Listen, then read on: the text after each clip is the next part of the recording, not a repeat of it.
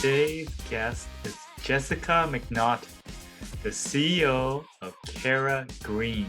So, Jessica, thank you for coming on the show. Absolutely. Thanks for having me. Yeah, so I looked at your background and it said you started in electrical engineering. That is true. That is a true fact. So, what was your thought there, like when you originally got into electrical engineering? I think that my thought was, I felt like I was decent at math, and I applied to a bunch of different schools, but University of Vermont, where my grandfather had gone, my dad had gone, my sister was going there. I got a scholarship there, and therefore I didn't get to maybe go to some of the schools that I thought I was going to go to. So when I got to school, I thought, you know what, I'm going to pick the hardest thing I can think of to do, and that was electrical engineering. And it's really funny, in retrospect, because it was probably the most I got out of it was the discipline of the school, and doing a really good job of balancing having fun and making it through engineering school. But my little brother went through the same program, and he understands electrical engineering. I mean, he totally gets it. I don't know that I ever really got it. I think I was really good at memorizing things, and I liked technology and research and some of that stuff. But it's really, I think it's the discipline that's really kind of helped me further in my career as I ended up in building materials. Interesting. So before you ended up in building materials, you spent a little time in the semiconductor side. Yep. Tell me about that. Yeah, so where University of Vermont is in Burlington, it's really tightly tied to IBM was up there, their microelectronics division. So we had a good working relationship, and I got this internship first year. Pay was great, so I got to work at IBM, and I stayed with IBM and moved to Boston with them, then ultimately moved out to California with them. So but I was never. I'll never forget, a woman came into my office one day, Sherry Love, I think was her name. And I'd been working there for about, 9 months, and I was, full time.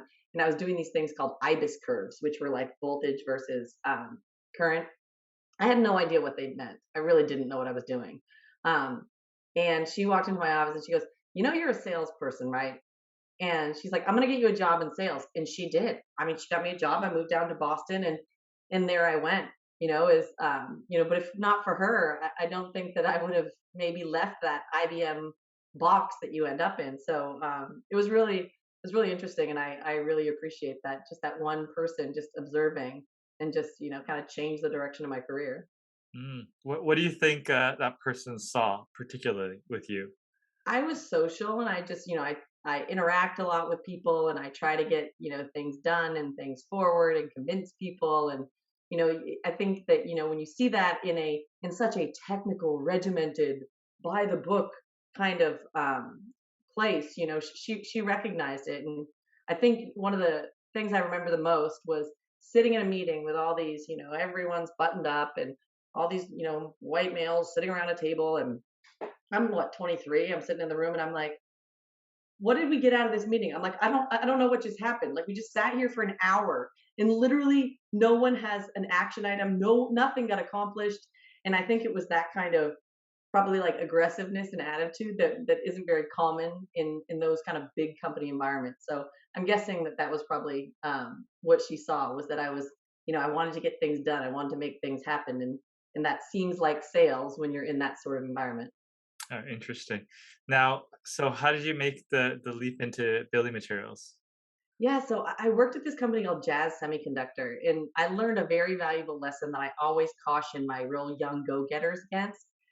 I was doing, I showed promise in sales, so I was doing sales, and then I showed promise in marketing, so they just gave me marketing, and then public relations, and then investor relations, and then I was the liaison for the COO, and I started doing everything okay and nothing great.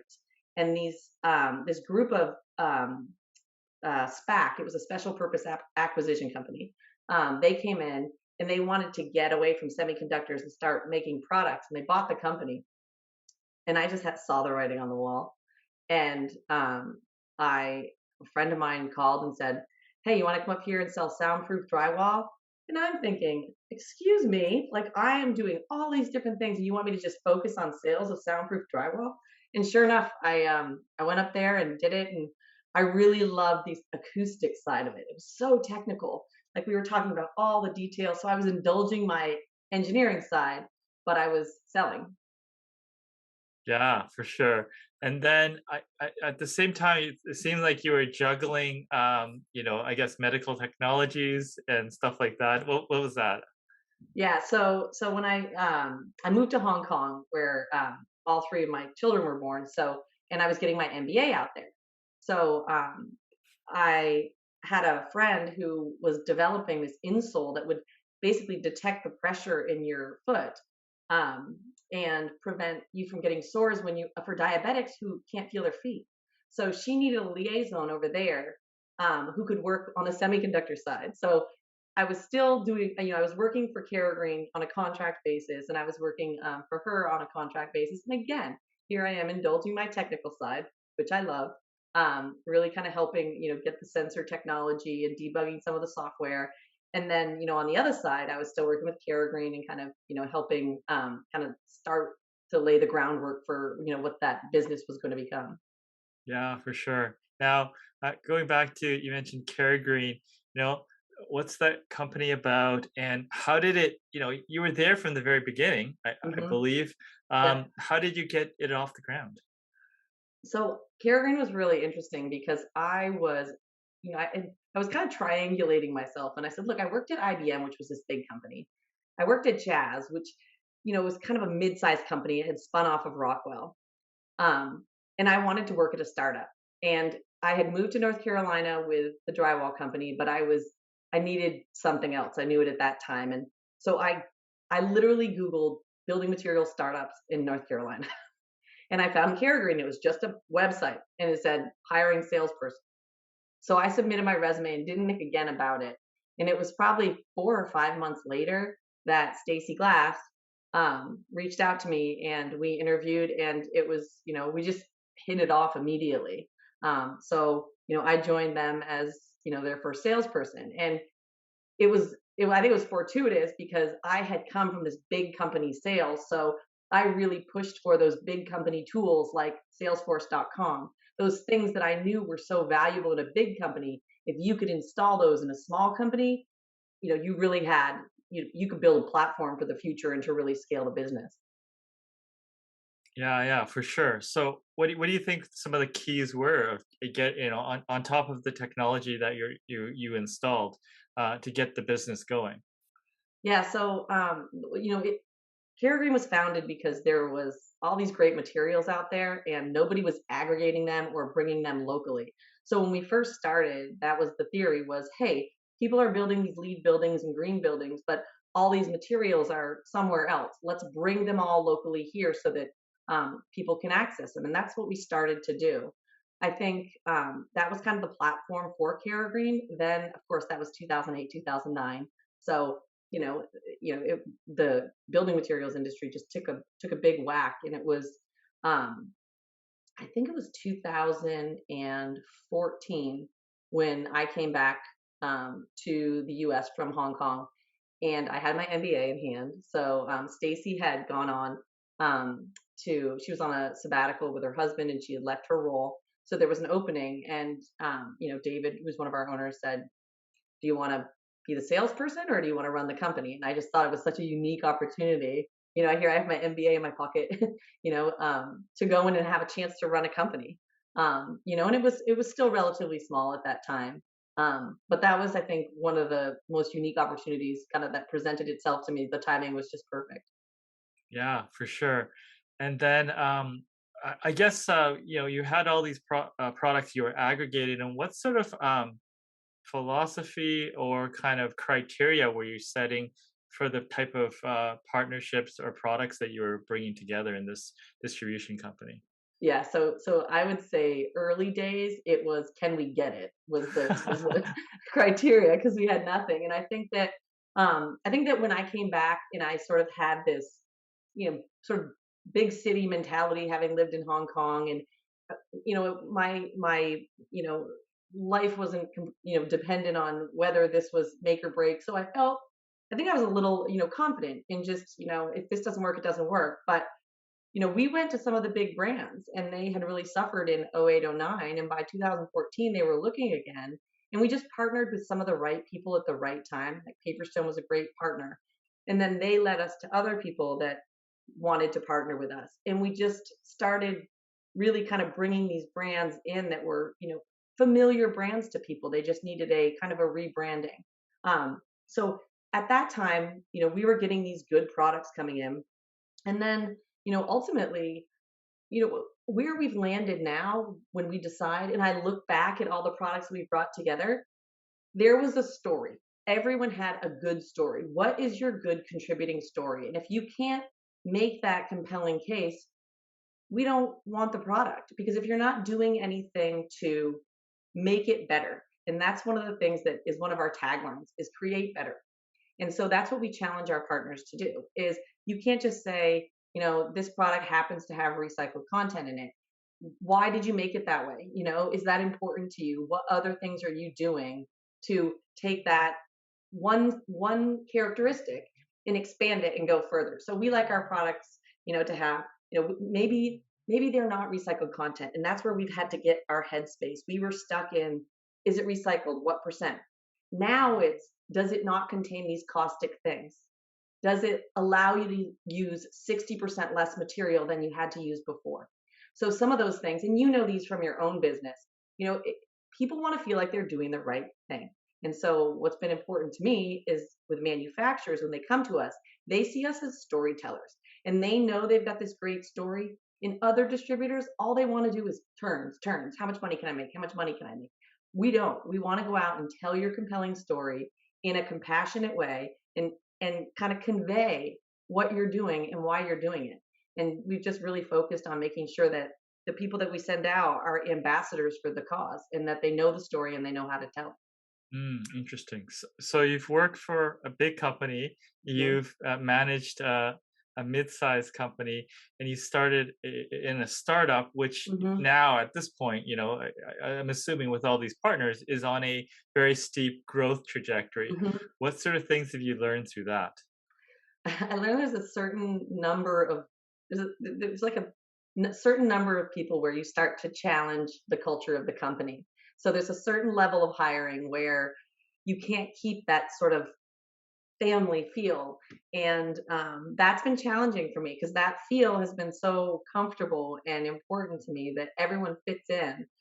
So as you grow and you keep introducing new personalities, it's hard to hold on to that. So I've had to learn to kind of let that go a little bit.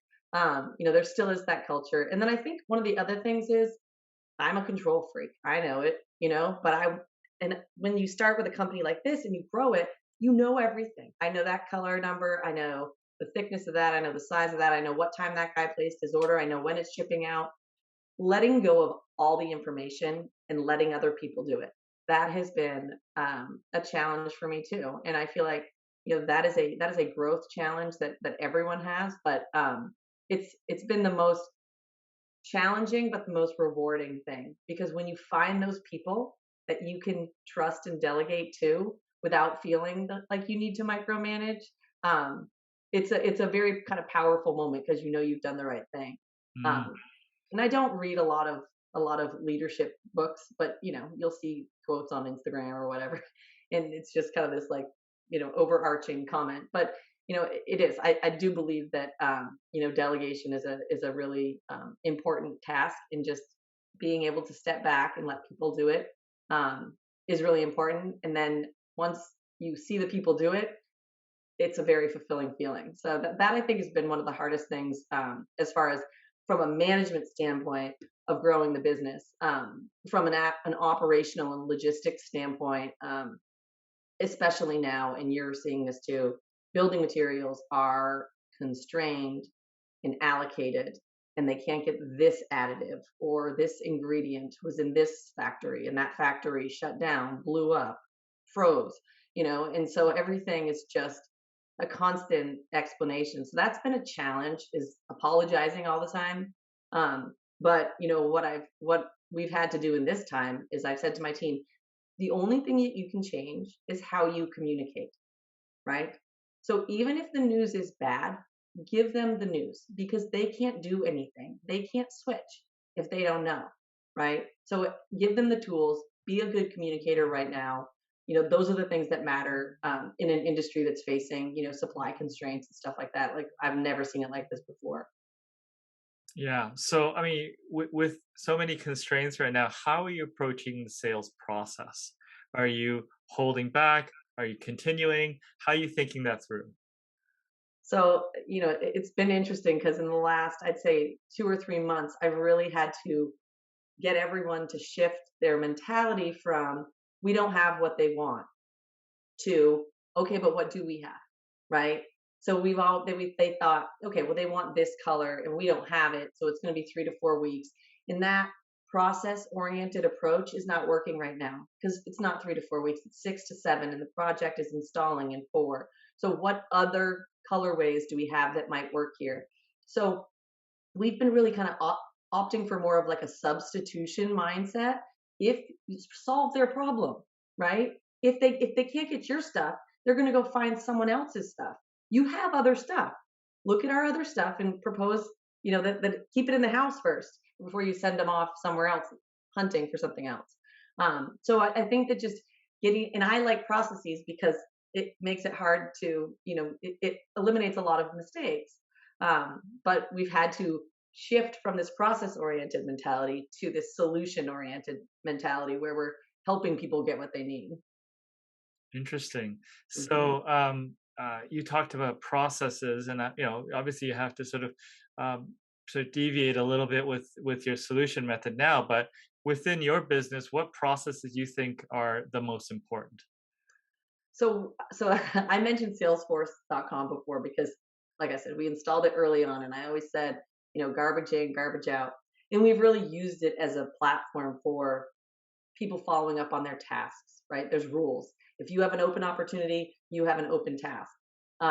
And we then installed samples on the Salesforce platform and quotes on the Salesforce platform. So the sales team can go in and say, okay, these 3 sample requests and these 3 quotes, you know, and it goes through a flow and there's approvals, right? So someone checks the pricing, someone checks this, but really just creating a process for those things that are connected to cash, right, or sales. So, we use QuickBooks as well. But for me, it's really important that the flow of money and the ease of sale is really is a refined process. And the first step is samples, and the second step is quotes, and then it's invoicing. So all of those processes are pretty well hammered out with a lot of checks and balances to make sure, there's no, whoops, sorry, I gave you my cost instead of my price. Yeah, for sure. You mentioned Mhm. samples. Do you have a criteria on who you send samples to? I know that, in building materials, samples can get very expensive. So, Yes. Yes. I have had to learn a few things and I'm always learning, but um, you know, I want to give people samples because I think they're going to buy something, but then they get the samples and they want these other samples and these other samples, and all of a sudden you've sent $300 worth of samples to Henrietta Parker, and she's not going to buy anything, right? Or students. So we had to kind of buckle down and we're like, listen, if you're a trade professional, architect or designer, and you want a sample, they're free. But if you're a homeowner or a residential, client, or unless there's an exception, we charge for them, and we just charge our costs. But we just want them to have some skin in the game, right? And it was hard for me to do that because I wanted people to see our great materials, and but people are, there's tire kickers out there. I would do that. So I think if they're really interested in the material, it kind of gets you a little more qualified customer. So we have our sample ordering on our website, but we're very clear about who gets charged and who doesn't. now, one of the things, in the construction building materials industry, people talk and push on is price. Now, how do Mhm. you answer those type of questions? So, a lot of our products, I mean, I say it kind of ironically, but if this is about price, these are not the products that you should be looking at. We have some that are, competitive with other surfacing materials, but at the end of the day, you're getting premium products and they're at a slight premium. It's not huge, but if you want to know that 600 recycled plastic bottles went into this baffle, this acoustic baffle, or there's 28 pounds of plastic in this sheet good. Those things, they take a process, and something had to happen, some additional cost. So usually it's a combination of aesthetics and cost. You can't price out ridiculously high, but at the same time, you know, there is a premium, but you have to teach your salespeople to be able to educate within that premium and offer alternative materials that may be cheaper. You wanted, this you wanted, some this surfacing material. Well, we have this one that's at a more economical price point. So you can kind of play within that space. But at the end of the day, we sell the story, and the story comes at a premium. These aren't huge manufacturers, and I have that conversation a lot. People say, "Well, why is Durat more expensive than Corian?" I say, because I'm not a multi-billion-dollar chemical company, right? We're trying to do good. We're trying to create better. We try to take back programs and things like that some of the large manufacturers just can't do. Mm. Yeah. So, with your products and with your direction, what sort of trends are you following really closely over the next year or couple of years? Yeah, so I mean, obviously, the obvious ones about how are we going to build when we go back. My favorite, most interesting category for me right now is retail, because a lot of these retailers are saying, okay, everyone got really used to shopping online, and now I'm going to try to get them back in my store. What does that in-store experience need to be so they don't feel completely removed from that online experience, but they have a good experience in the store, whether it's something interactive, whether it's biophilic design within that space. But they're really struggling to come up with solutions, and we've been found by many retailers because they see our products and they see it. They're like, I can design, I can design people back into my space. So retail, I've been keeping an eye on. And then one of the most fascinating things that we saw during 2020, that we did during 2020, 2021, was data. So we started engaging on some data platforms that look at, maybe it's construction starts, or maybe it's industry news aggregators, or maybe it's installation platforms, or like there's things called Source and Mortar, but these different platforms that are, the online. When everyone went online, they started looking for inspiration in all these different places. Where can I get samples, material bank, um, BIM models? So that's what I see. Oh my gosh, all this stuff, all this data that we have access to, we're bringing it all in, and we're creating these visualization reports that show us what's the market doing, what colors are trending. And it's fascinating because we had access to it, or we have access to it, and the amount of data is growing. But it's really allowed us to add a lot of value to our manufacturers. So we can go to them and say, this is what your competitors are doing in these parts of the country. So I don't know what's going on for you in the Midwest, but your competitor is eating your lunch right here, maybe not here. So it gives them some really valuable data. So I think being able to feed that back to the manufacturers has been a big thing. And then, as I mentioned, BIM, which is building information modeling. It's basically for the listeners, it's like a 3D rendering of a building. But the way things used to be done is a designer would write down specifications. I like this color, I like this carpet, this surface, whatever, and they would choose their what finishes they want in the rest of the building, and give it to the architect, and the architect would render it. But I see that shifting. I see the architects are going to pull the models into the space, and that's going to push out the specifications. So I think you're going to get from a modeled environment to a written one, instead of a written specification into a model. So I am keeping a very close eye on that, because I think that is going to be one of the biggest shifts in how buildings are designed, because BIM models can simulate the building and detect errors far before they happen. So it's probably one of the most sustainable things that you can do, is create this realization of that building electronically. that tells you this doesn't fit here, and you didn't know you were gonna have to rip out the whole thing, right? So I think BIM is going to be a game changer in for all of us. Yeah, wonderful. So when you're not, in your business or working on your business, what do you do? Do you have any hobbies? Yeah, so I box. I go to a boxing gym. My daughter Gabby often comes with me. But yeah, so I box. I play tennis. I play in a softball league. Um, and like I said, I'm pretty social, so I hang out with my friends as much as I can. I run a fantasy football league for the ladies in my neighborhood. So I keep myself, relatively busy with that. I have 3 kids who are 11, 10, and 8, and a dog who he comes to work with me. I walk him. His name's Bo. Yeah, but I have a lot of family that lives around the country, so I get to see them not as much now as I used to. But yeah, I mean, I'm a social beast. Wonderful. So yeah, no, thank you so much for sharing your info. Is there anything else that I should have asked you or you wanted to quickly cover? I don't think so. I mean, I'm excited to just talk to you and be on this and kind of watch our industry sort of converge here, because you're coming at it kind of from the top and I'm coming from the inside out. But we're kind of grabbing this whole building envelope, and I'm just really excited to see how buildings just keep changing, keep getting better, and to have partnerships with people like you who kind of help push that create better concept forward.